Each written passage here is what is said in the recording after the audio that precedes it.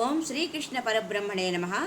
భగవద్గీత 12వ అధ్యాయం భక్తి యోగములో మనము పుండరీకుని యొక్క చరిత్రను తెలుసుకుంటూ ఉన్నాం. పుండరీకుడు పవిత్ర నదులైన గంగా, యమున, సరస్వతులు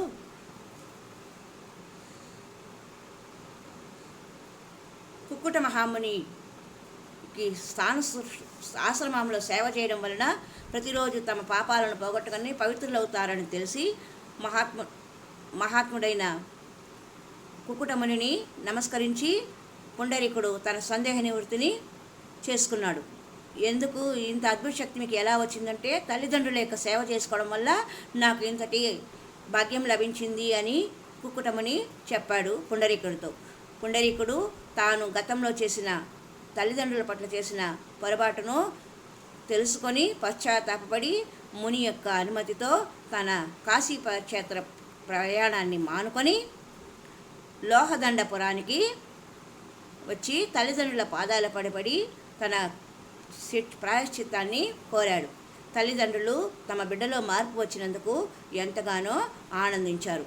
అది మొదలుకొని చంద్రభాగా నదీ తీరంలో ఒక కుటీరాన్ని ఏర్పాటు చేసి తల్లిదండ్రులను అక్కడే ఉంచి నిత్యము వారి సేవనే చేస్తూ తన జన్మను చరితార్థం చేసుకున్నాడు పుండరీకుడు.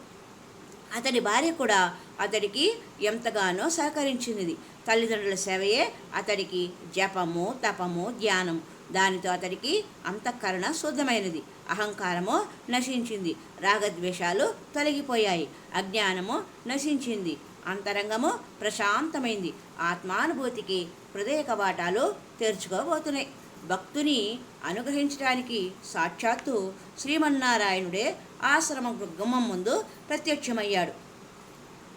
పుండరీక, అలా చూడు, ఇలా చూడు, నేను జగన్నాథుడను, నీ భక్తికి మెచ్చి నిన్ను అనుగ్రహించడానికి వచ్చాను, నాతో రా అన్నాడు. దానికి పుండరీకుడు, స్వామి, శతకోటి జన్మల పుణ్యఫలం ఉంటే గాని మీ దర్శనం లభించదు. నా యందు మీకు గల కరుణ వల్లనే నాకు ఈ అదృష్టం లభించింది, నా జన్మ తరించింది. కానీ భగవాన్, నీవు నన్ను క్షమించాలి. నీ ఆదేశం ప్రకారం నేను నీతో రావడానికి వీల్లేదు. నేను నా తల్లిదండ్రుల సేవలో పూర్తిగా మునిగి ఉన్నాను. వారి సేవను మధ్యలో ఆపి నేను మీతో రాలేను. ఈ సేవ పూర్తి కాగానే తప్పక వస్తాను. అప్పటిదాకా మీరు దీనిపై నిలబడి ఉండండి అని ఒక ఇటుక రాయిని భగవంతుని వైపు విసిరివేశాడు. పుండరీకుని సేవా పరాయణతకు సంతోషించిన భగవానుడు ఆ ఇటుకపై నిలిచి కటిహస్తుడై నడుముపై చేతులు ఉంచి పెట్టుకొని సుందర విగ్రహంగా నిలిచాడు. ఆయనే పాండురంగుడు, పండరినాథుడు, పండరిలోని దేవుడు.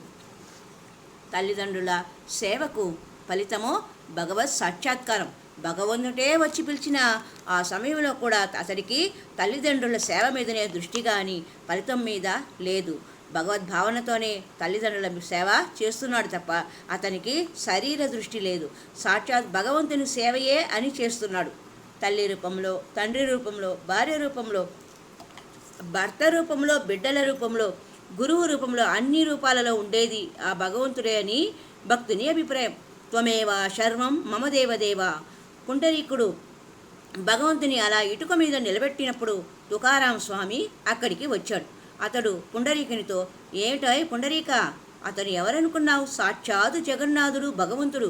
ఏమిటంత నిరాదరణ? ఆయన సత్కారాలు చేసి జన్మ చరితార్థం చేసుకో అన్నాడు తుకారాం. ఆ మాటకు పుండరీకుడు, స్వామి, వీరు దేవుళ్ళు కారా? ఆయనే నా దేవుడు. ఈ దేవుళ్ళను వదిలి ఆ దేవుణ్ణి పట్టుకోమంటావా? నాది ఏ సిద్ధాంతం కాదు, ఈ సిద్ధాంతము సిద్ధాంతం. అతడే దేవుడు అనను, అతను దేవుడే అంటాను. నా తల్లిదండ్రులు దేవుళ్ళే, ఇతడు దేవుడే అని నా భావన అన్నాడు. పుండరీకుని యొక్క కర్మనిష్ట అలాంటిది. అతడికి కర్మయందే ఆసక్తి, కర్మఫలంపై ఎలాంటి ఆసక్తి లేదు. అలా చేయాలి మనం కూడా కర్మలను. మరి ఒక సంచికలో పుండరీకుడు, తుకారాం గురించి సంబంధించిన విశేషాలను తెలుసుకుందాం. హరి ఓం తత్సత్.